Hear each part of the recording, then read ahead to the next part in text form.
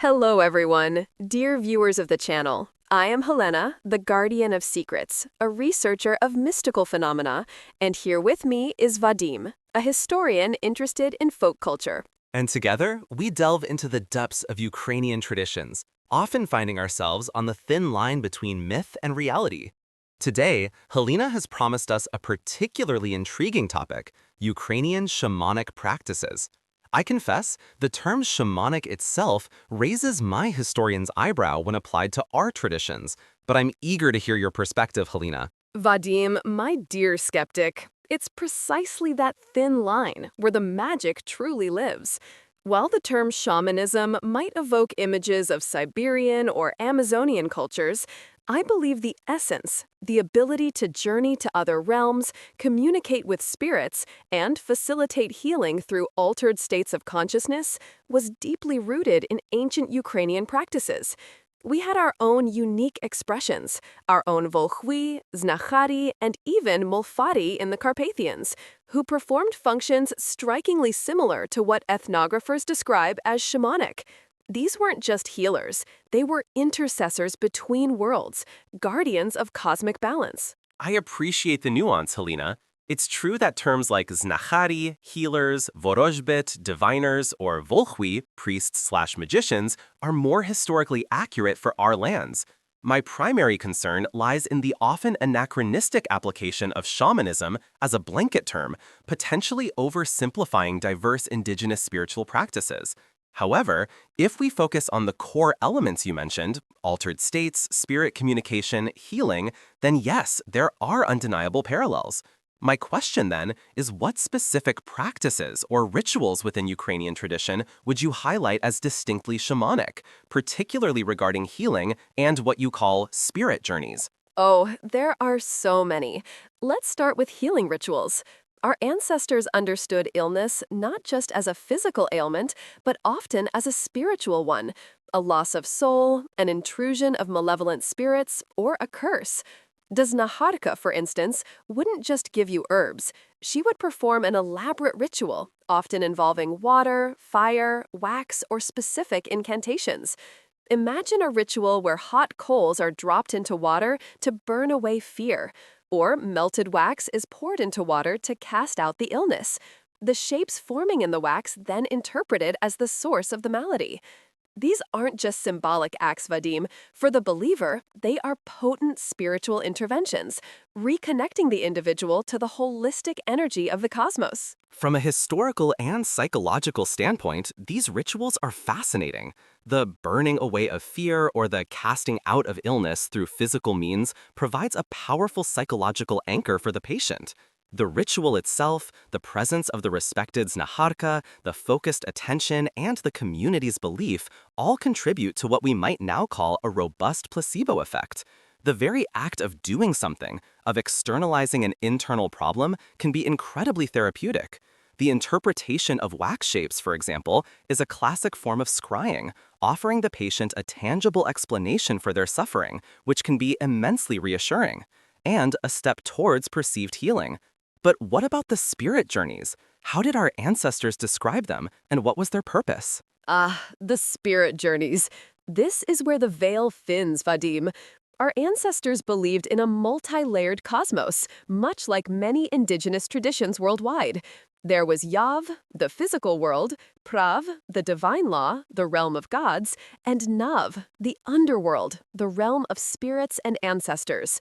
A skilled volkhvy or a powerful molfar could, through deep trance states, often involving rhythmic drumming, chanting, fasting, or sometimes specific psychoactive plants, though those instances are less documented in our context than, say, Siberian shamanism, project their consciousness into Nav. The purpose?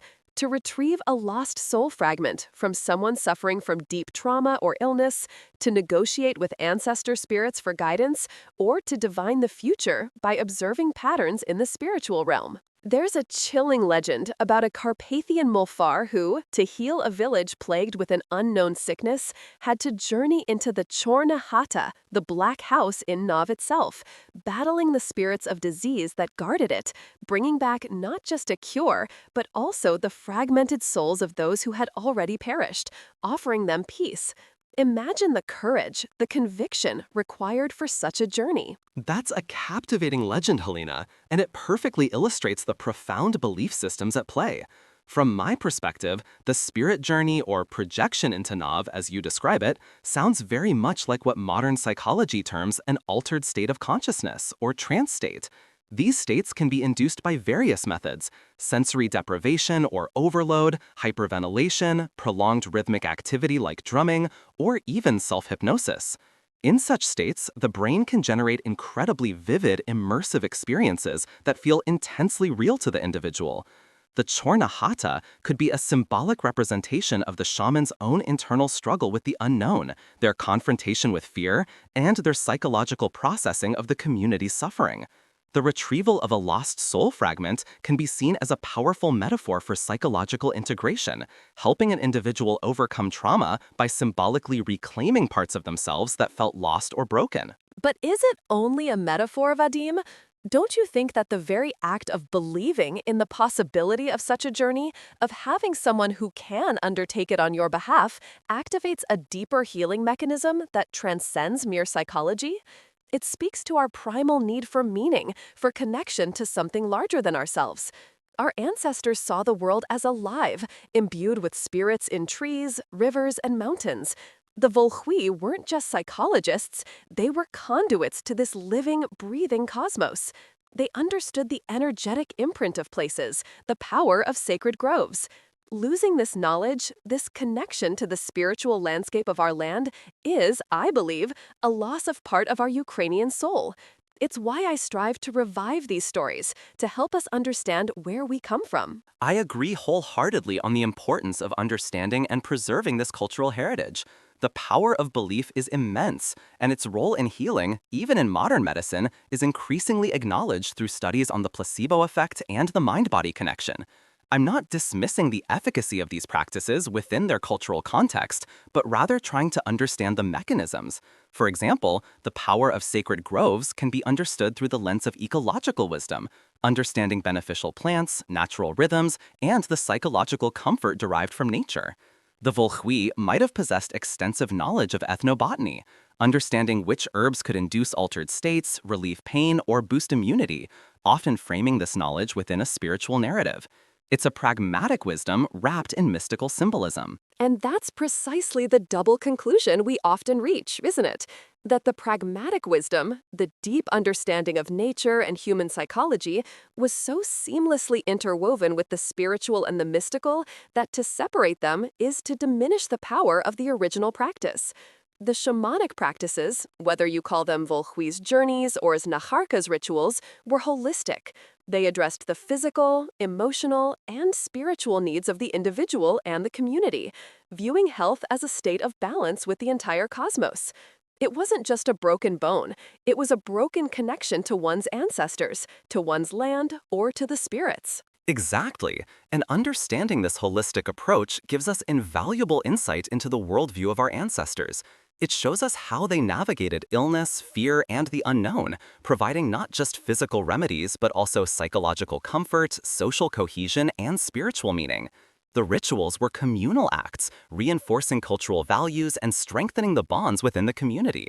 When a shaman undertook a spirit journey for a sick individual, it wasn't just for that person. It was an act on behalf of the entire collective, a reaffirmation of their shared spiritual reality. This is why preserving these stories, even if we view them through a rational lens, is so crucial for understanding our cultural DNA. Absolutely. And for those of you listening, if these ancient practices resonate with you, if they spark a curiosity about the deeper mystical roots of our Ukrainian heritage, please consider subscribing to our channel and sharing your thoughts in the comments. Your engagement helps us bring these forgotten tales to light. Indeed, your interaction fuels our exploration. And I'd add that while we might dissect these legends with historical and psychological tools, the undeniable power they held, and in some ways still hold, speaks volumes about the human spirit's quest for meaning and healing. What we label as shamanic in ancient Ukraine represents a sophisticated system of healing and spiritual navigation, whether through genuine spirit contact or profound psychological manipulation of consciousness. And perhaps, Vadym, the manipulation of consciousness is just another way of describing the unlocking of inherent spiritual potential. The ancient volkhvy understood that the mind is a gateway, not just to our internal world, but to something far grander. They believed we carry the echoes of the cosmos within us, and their practices were designed to awaken those echoes. Our journey into these stories is a way to awaken those echoes in ourselves, to connect with the wisdom of those who walked this land before us. A beautiful thought, Halia. It's a journey into the past that continually informs our present. Thank you for another enlightening, if not slightly goosebumping exploration. The goosebumps are a sign, Vadym, a sign that the spirits of our ancestors are listening, approving of our endeavor to remember them. And to our listeners, thank you for joining us on this mystical journey. We invite you to explore more with us, to delve into your own family histories and local legends. Share your own stories and insights in the comments below. Your contributions